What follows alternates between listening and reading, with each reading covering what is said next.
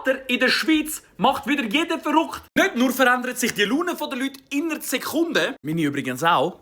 Aber es ist wirklich typisch jedes Jahr in der Schweiz so. Dann hast du das Gefühl, du kannst endlich vom Winter wieder endlich mal so ein bisschen auf Frühling, ein bisschen wärmer. Es streichelt dich wieder so ein warmes Lüftchen, oder? Hey, nächste Woche es kommt wieder schneien.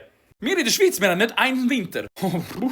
Erst kommt der Frühling, teast uns an. Dann sagt er wieder schönen Abend miteinander, es ist noch zu früh für mich. Jetzt hast du gefühlt wieder Winter und die ganze Zeit nur Regen. So läuft das ganze Jahr durch. Der Sommer ist noch nicht effektiv der Sommer. Es geht dann wieder retour in den Frühling. Ich will doch nur Sommer haben, bitte, ich will grillieren. Ich will im Zürichsee schwimmen. Wieder in die huren Buddies. Ich glaube nicht, wie sehr ich auf den Sommer warte. Der Sommer kommt. Schreibt mal in den Kommentaren, was ist eigentlich eure Lieblingsjahreszeit? Letzte Woche habe ich erst gerade Leute gesehen mit T-Shirt und kurzen Hosen rumlaufen. Jetzt hast du wieder einen Regenmantel an und 3 Sachen noch drunter. Mann, ich will doch nur grillieren, ich schwöre. Wisst ihr aber, was das beste Feeling ist im Sommer? Autofahren oder TÜV fahren. Mit Fenster drinnen, so am Abend im Sonnenuntergang. So die warme Luft, die so entgegenkommt. Boah! Ich wünschte, ich könnte fahren, aber ich lerne es diesen Sommer. Let's go! Also falls ihr Tipps habt, schreibt gerne in die Kommentare.